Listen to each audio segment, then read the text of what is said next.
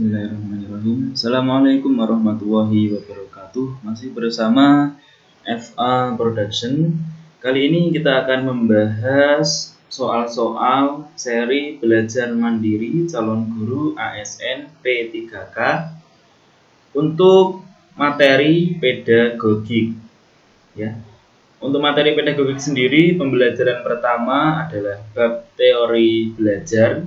Ini adalah hasil review pembelajarannya. Oke, langsung saja ke soal nomor 1. Pada tahap konseptualisasi, kemampuan yang dimiliki oleh peserta didik adalah titik-titik. Yang A, mampu memahami sebuah kejadian, B, mampu memecahkan masalah, C, mampu memahami permasalahan, D, mampu mengalami sebuah kejadian, yang E, mampu membuat peraturan. Oke. Jawaban yang benar adalah mampu memecahkan masalah, ya. Jadi untuk tahap konseptualisasi, maka peserta didik mampu memecahkan masalah. Sehingga jawaban untuk soal nomor 1 adalah B. Kemudian ke soal nomor 2. Aliran ini lebih menekankan pada keaktifan siswa selama kegiatan belajar. Aktif belajar, menyusun konsep-konsep, serta memberi makna tentang hal-hal yang dipelajari. Dan yang paling penting, terwujudnya belajar adalah niat peserta didik itu sendiri. Pernyataan tersebut merupakan aliran dari teori A. Kognitivistik, yang B konstruktivistik, yang C sibernetik, yang D humanistik, E behavioristik. Jawaban yang tepat adalah konstruktivistik, yang B, ya. Jadi aliran yang menekankan pada keaktifan siswa selama belajar, aktif berpikir, kemudian menyusun konsep-konsep serta memberi makna, sehingga terwujudnya belajar peserta didik itu punya niat sendiri. Nah, itu adalah konstruktivistik. Kemudian ke soal nomor 3, masih di bab teori belajar. Seluruh komponen pendidikan memiliki tujuan yang sama, yaitu terbentuknya manusia yang ideal. Manusia yang dicita-citakan yaitu manusia yang mampu mencapai aktualisasi diri. Pernyataan tersebut merupakan bagian dari teori titik-titik. Yang A kognitivistik, yang B konstruktivistik, yang C behavioristik, yang D sibernetik, dan E humanistik. Jawaban yang tepat adalah humanistik. Ya, jadi komponen pendidikan memiliki tujuan yang sama, jelas ya, terbentuknya manusia yang ideal. Sehingga manusia itu mampu mencapai aktualisasi dirinya. Karena di sini fokusnya pada manusia atau human, jadi jawabannya adalah humanistik atau humanistik. Kemudian ke soal nomor 4. Contoh penerapan teori behavioristik yang dapat dilakukan oleh guru dalam praktik pembelajaran adalah A. Memberikan penjelasan pengetahuan baru, B. Memahami tahap-tahap perkembangan peserta didik dan menggunakan metode pembelajaran sesuai dengan tahap tersebut. C. Menyediakan atau memberikan kegiatan-kegiatan yang merangsang keingintahuan siswa dan membantu mereka mengekspresikan gagasannya. Yang D. Membimbing siswa dalam memperoleh pengetahuan baru. Dan E. Memberikan stimulus kepada peserta didik berupa penataan lingkungan belajar. Oke. Jawaban yang tepat adalah memberikan stimulus kepada peserta didik berupa penataan lingkungan belajar. Jawabannya yang E. Jadi penerapan dari behavioristik itu kan lebih terpacu pada lingkungan belajar, ya. Jadi behavior atau lingkungan sekitar, memberikan stimulus kepada peserta didik berupa penataan lingkungan belajar sehingga bisa terjadi suatu pembelajaran. Itu adalah ciri-ciri daripada behavioristik. Kemudian ke soal nomor 5. Apabila dalam proses belajar, peserta didik melakukan sesuatu sampai dengan mendapatkan respon yang tepat dan sesuai dengan apa yang diinginkan, serta menghilangkannya apabila dirasa tidak sesuai. Hal ini merupakan prinsip belajar dari A. Trial and error, B. Stimulus respon, C. Shaping, D. Conditioning, dan E. Konseptualisasi. Jawaban yang tepat adalah trial and error yang A ya. Jadi ketika suatu peserta didik itu mencoba melakukan sesuatu sampai dia mendapatkan apa yang dia inginkan, dan jika tidak diinginkan maka dia akan mengulangi atau menghilangkannya. Itu adalah prinsip trial and error ya. Gagal coba lagi, gagal coba lagi. Kemudian ke soal nomor 6, menurut Brunner, apabila seseorang memahami objek-objek atau dunianya melalui gambar-gambar dan visualisasi verbal, dengan kata lain peserta didik belajar melalui bentuk perumpamaan atau perbandingan.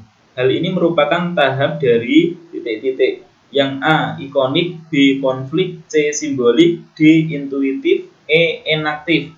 Jawaban yang tepat adalah ikonik yang A ya. Kenapa? Karena menurut Brunner, ketika seseorang itu memahami objek ya dengan melihat visualisasinya dengan gambar ya, maka atau perumpamaan atau dengan perbandingan itu sebagai suatu ikonik ya. Jadi gambar itu ikonik, icon. Kemudian ke soal nomor 7. Pernyataan berikut yang menjelaskan makna istilah kognitif adalah titik-titik. A. Kemampuan mengemukakan pendapat. B. Kemampuan untuk mengintegrasikan diri.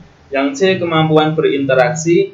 D. Kemampuan untuk memecahkan masalah. Dan E. Kemampuan berkomunikasi. Jawaban yang tepat adalah kemampuan untuk memecahkan masalah ya. Jadi kognitif di sini akan dipakai tujuannya adalah untuk memecahkan masalah. Jawabannya yang D.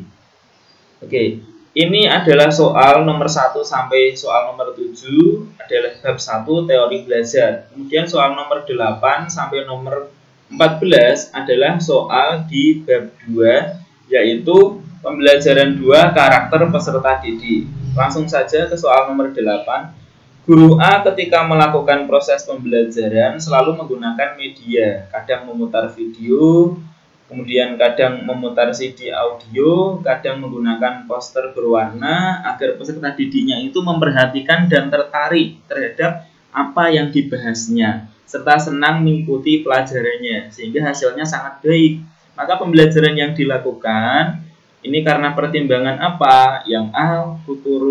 Kultural peserta didik, yang B. Etnik peserta didik, C. Minat peserta didik, D. Gender peserta didik, yang E. Gaya belajar peserta didik. Ya, jadi ini lebih condong jawabannya adalah minat peserta didik ya. Jadi kalau semakin banyak variasi pembelajarannya seperti video, audio, poster dan lain-lain, mereka akan lebih berminat. Nah, ini berarti pertimbangannya pertama adalah minat peserta didiknya. Jawabannya yang C. Oke, kemudian kita masuk ke soal nomor 8 masih di bab 2 yaitu karakter peserta didik. Pak Adit seorang guru SMP ketika melakukan proses pembelajaran menghadapi peserta didik yang berasal dari berbagai latar belakang kondisi keluarga. Ada keluarga mampu, ada keluarga miskin, ada orang tua yang menjadi pejabat, ada juga yang sebagai guru dan pegawai swasta. Namun Pak Adit memberikan perhatian dan pelayanan yang sama kepada peserta didiknya. Hal ini sebenarnya Pak Adit memperhatikan karakteristik peserta didik terutama A. Minat, B. Kultur, C. Status sosial, D. Motivasi, E. Etnik. Nah, ini berarti jawaban yang tepat adalah status sosial karena disebutkan bahwa status sosialnya atau keluarganya berbeda-beda. Kemudian soal nomor 10. Perkembangan kognitif peserta didik sekolah dasar berada pada taraf titik-titik operasi konkret sehingga ini harusnya dilanjutkan ya. Pada taraf operasi konkret sehingga mereka merasa kurang memahami materi pelajaran yang disampaikan oleh gurunya bila secara verbal saja. Proses pembelajaran tersebut akan efektif jika disertai dengan menggunakan titik-titik A. Media grafis, B. Media poster, C. Media gambar, D. Media cetak, dan E. Media benda nyata. Nah, jawaban yang tepat adalah yang media benda nyata, karena sekolah dasar itu dia akan lebih bisa memahami jika dalam bentuk nyata ya, menggunakan benda nyatanya. Jawabannya yang E. Kemudian ke soal nomor 11, perkembangan moral peserta didik atau anak menurut Kohlberg terdiri dari beberapa tahap. Tahap naively egoistic orientation, yaitu tahap di mana anak menilai buruk baik atau buruk berdasarkan titik-titik. A. Ketertiban sosial, B. Persetujuan orang lain, C. Hati nurani, D. Kontrak atau imbal jasa, E. Akibat perbuatan. Jawaban yang tepat adalah kontrak atau imbal jasa, yang D. Karena menurut Kohlberg pada tahap naively egoistic orientation ya egois sedikit, maksudnya tahap anak itu menilai baik atau buruk itu jika ada imbal jasanya. Kita lanjut ke soal nomor 12. Pak Anton ketika akan melakukan kegiatan pembelajaran dengan topik tata surya melakukan pretest terlebih dahulu. Ada pretestnya. Dan dengan maksud ingin mengetahui pengetahuan dan keterampilan yang telah dimiliki peserta didiknya. Nah, ini kemampuan awal berarti ya, sebagai patokan untuk memulai pembahasan topik tersebut. Hal ini berarti Pak Anton memperhatikan karakteristik peserta didik dalam hal titik-titik A. Perkembangan emosinya, B. Perkembangan motoriknya, C. Perkembangan sosialnya, D. Kemampuan awalnya, E. Motivasi belajarnya. Jawabannya yang benar adalah D. Kemampuan awalnya. Seperti yang tadi ada kata kunci pretest, berarti kemampuan awal. Kemudian soal nomor 13. Pada suatu proses pembelajaran yang kebetulan hari itu bertepatan dengan peringatan Hari Sumpah Pemuda, guru sebelumnya telah menghimbau kepada peserta didik untuk mengenakan busana daerah masing-masing. Tindakan guru tersebut memperhatikan karakteristik peserta didik, terutama aspek apa? A. Minat, B. Status sosial, C. Moral, D. Etnik, E. Motivasi ya. Karena ada kata kunci mengenakan busana daerah masing-masing, berarti jawaban yang tepat adalah etnik, yang D. Soal nomor 14. Ini adalah soal terakhir untuk bab 2 karakteristik peserta didik. Peserta didik dalam suatu kelas gaya belajarnya beragam, ada yang visual, auditori itu pendengaran ya, kinestetik dia gerak ya. Namun kegiatan pembelajaran selama ini masih banyak yang konvensional klasik ya, metode tradisional atau konvensional. Agar dapat memenuhi ketiga gaya belajar tersebut, maka guru perlu titik. Jawaban yang tepat adalah menggunakan media audio, video, dan percobaan. Sementara pilihan jawabannya menggunakan metode ceramah, diskusi, tanya jawab, B. Menggunakan program audio dan modul, C. Menggunakan media audio, video, dan percobaan, D. Menggunakan media komik pembelajaran dan buku paket, yang E. Menggunakan modul dan PowerPoint. Karena yang mengakomodir semuanya yaitu visual, auditori, kinestetik itu adalah menggunakan media yang C, audio, video, dan juga percobaan. Oke, ke soal nomor 15. Soal nomor 15 sampai dengan 21 itu adalah soal untuk pembelajaran 3 keterampilan berpikir tingkat tinggi. Oke, perhatikan pernyataan berikut.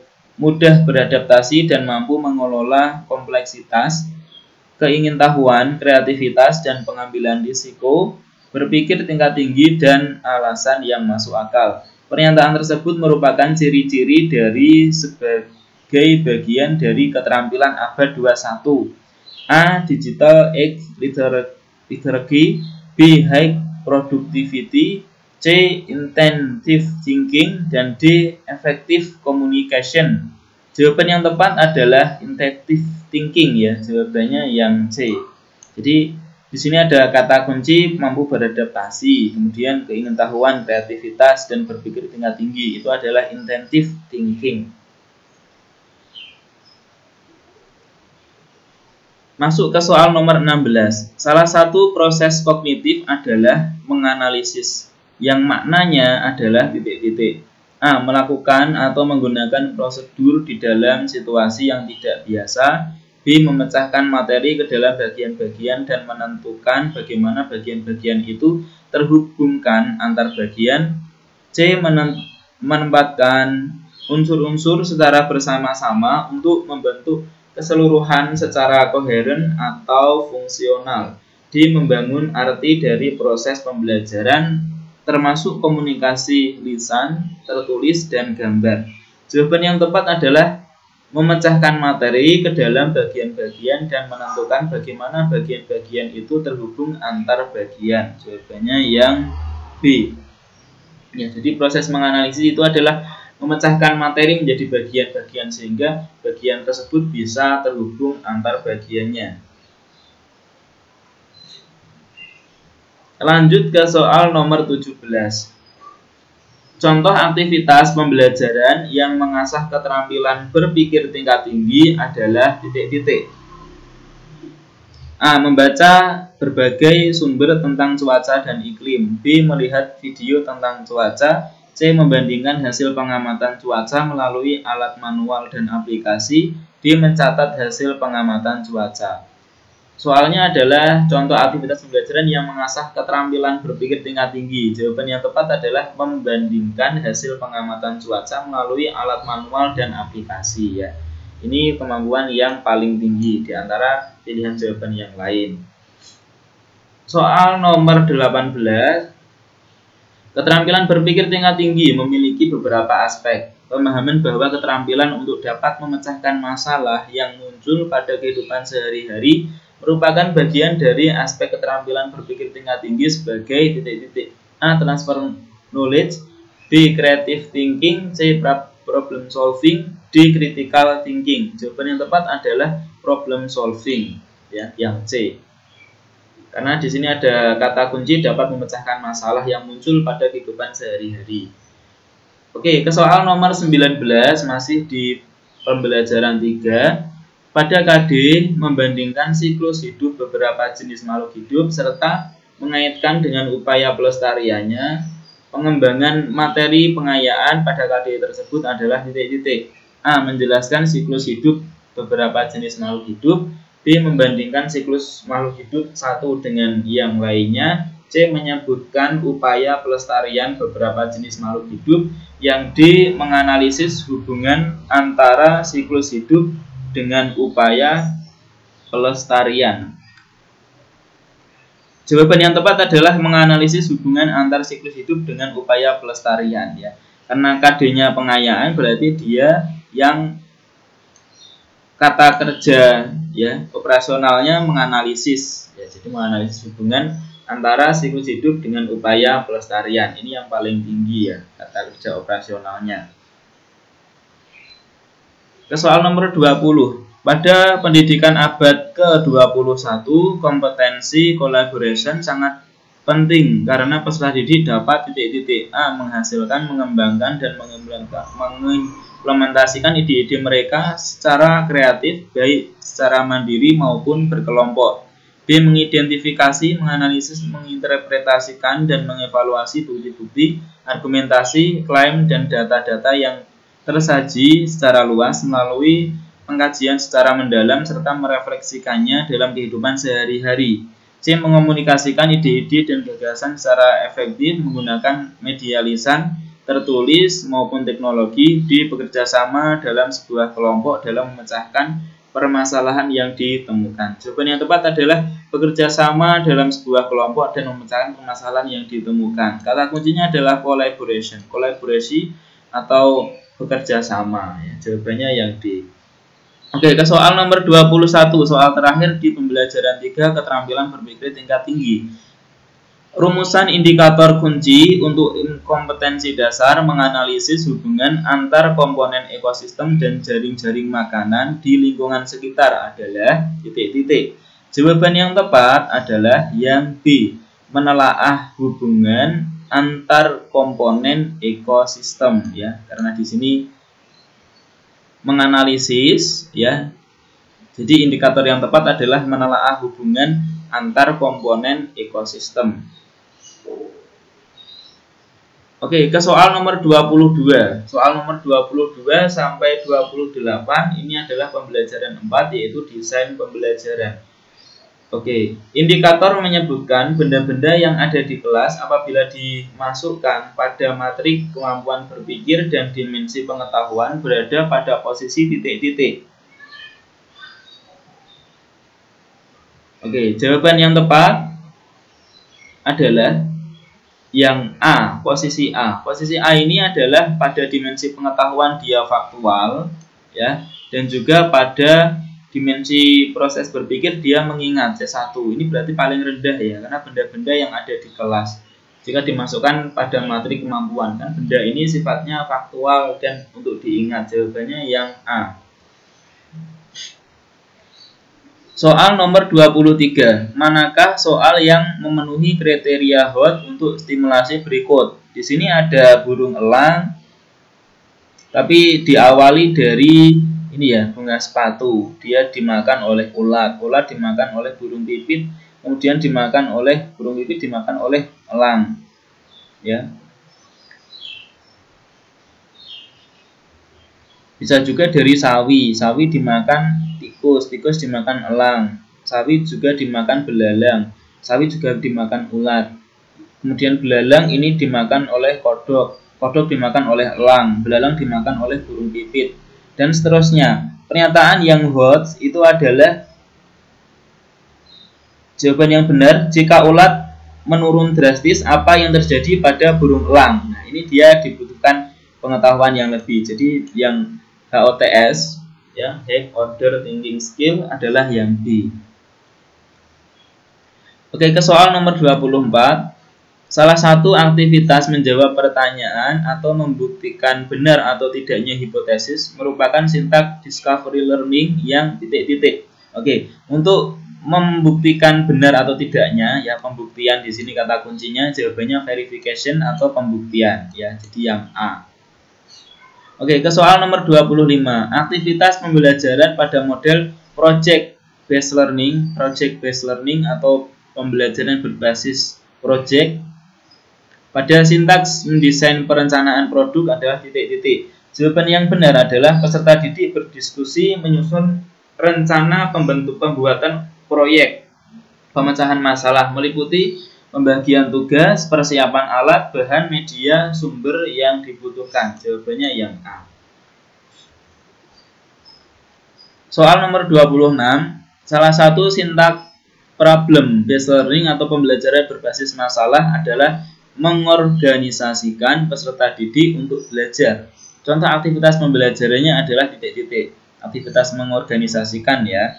Jawaban yang betul adalah B. Siswa berdiskusi dan membagi tugas untuk mencari data atau bahan-bahan atau alat yang diperlukan untuk menyelesaikan masalah.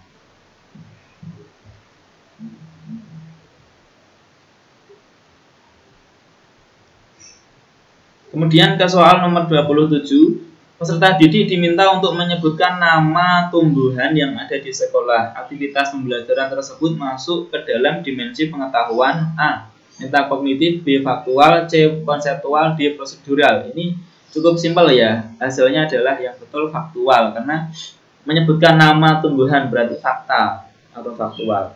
Oke, ke soal 28 terakhir pada bab desain pembelajaran. Untuk menilai siswa dalam memahami paragraf, guru meminta siswa menuliskan kembali dengan menggunakan kalimatnya sendiri. Teknik penilaian apakah yang sebaiknya dilakukan? Ya, jadi ini adalah penilaian praktik.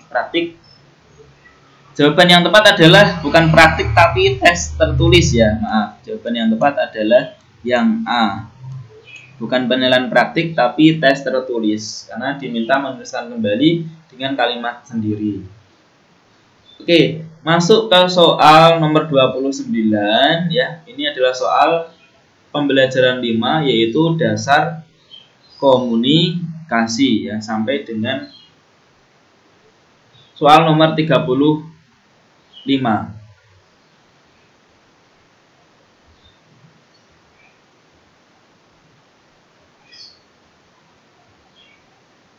Oke.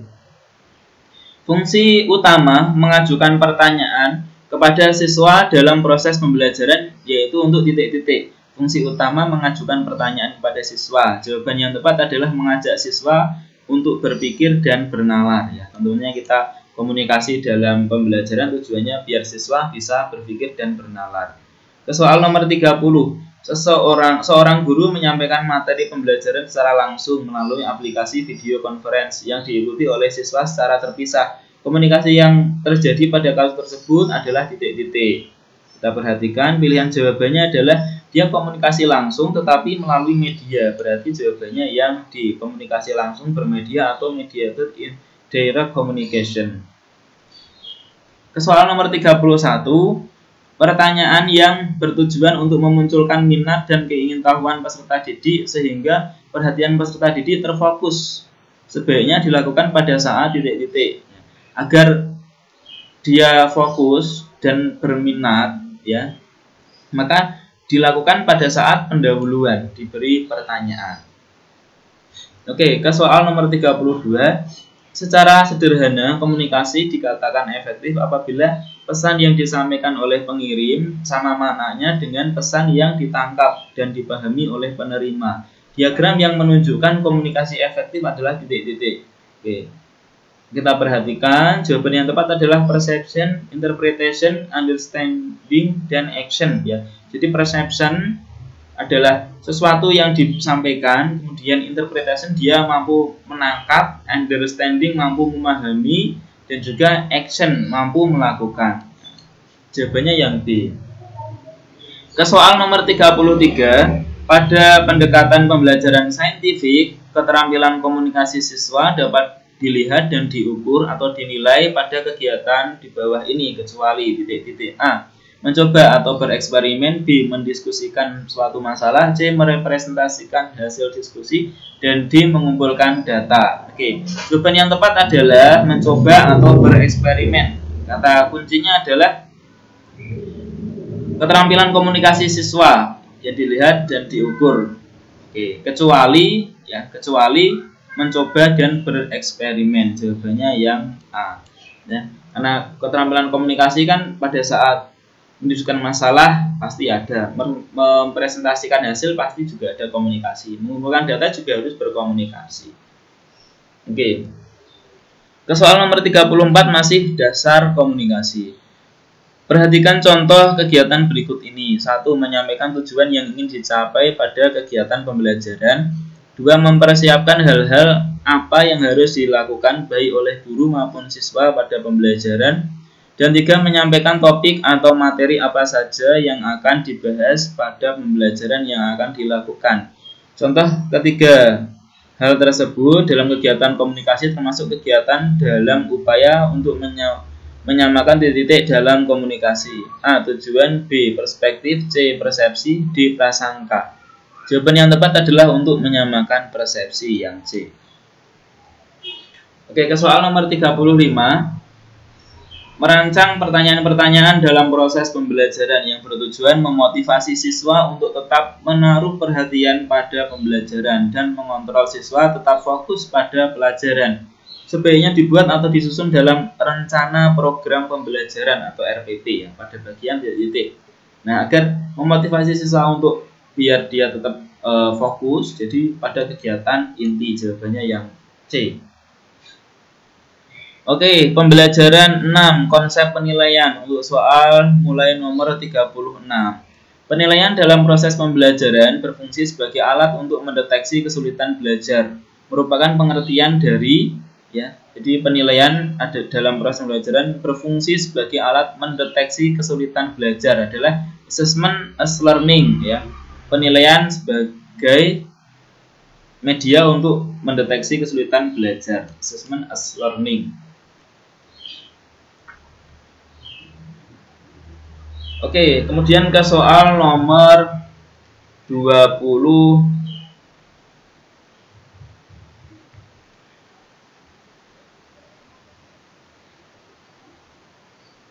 Soal nomor 37 ya. Pembelajaran 6, konsep penilaian. Definisi penilaian adalah ya, Kalau kita perhatikan, definisi penilaian yang tepat adalah suatu prosedur yang sistematis untuk mengumpulkan informasi yang dapat digunakan untuk membuat kesimpulan tentang karakteristik orang atau objek. Jawabannya yang B. Kemudian soal nomor 38, di antara pernyataan berikut yang benar adalah titik-titik. Penilaian diri dan penilaian antar teman dilakukan jika diperlukan untuk validitas data observasi guru.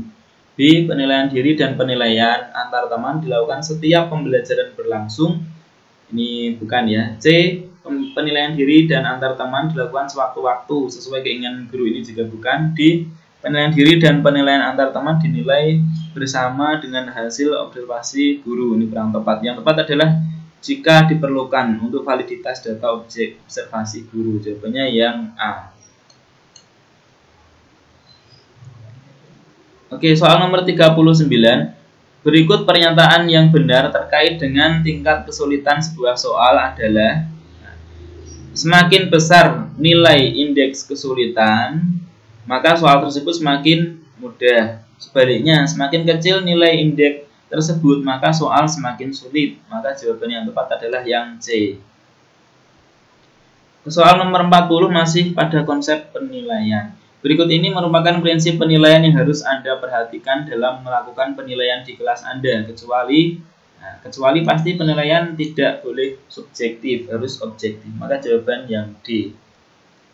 Soal nomor 41. Perhatikan aspek sikap berikut ini. Tanggung jawab, kerjasama, menghargai, mandiri, jujur. Kompetensi sikap yang akan dinilai untuk kegiatan diskusi ya. Untuk diskusi berarti harus 1. Tanggung jawab jelas. 2. Kerjasama. 3. Diskusi juga harus menghargai. Mandiri dan jujur tidak termasuk, berarti jawaban yang A. Bu Ani bermaksud mengembangkan kemampuan berpikir kreatif melalui curah gagasan dengan kantong ide. Setiap siswa membawa kantong ide berisi satu benda. Kemudian kantong ide ditukar dengan temannya. Tugas siswa adalah memberikan kata sebanyak mungkin terkait benda yang ada di kantong ide tersebut. Cara yang digunakan Bu Ani dapat mengembangkan keterampilan berpikir yang jawabannya adalah divergen ya, beragam.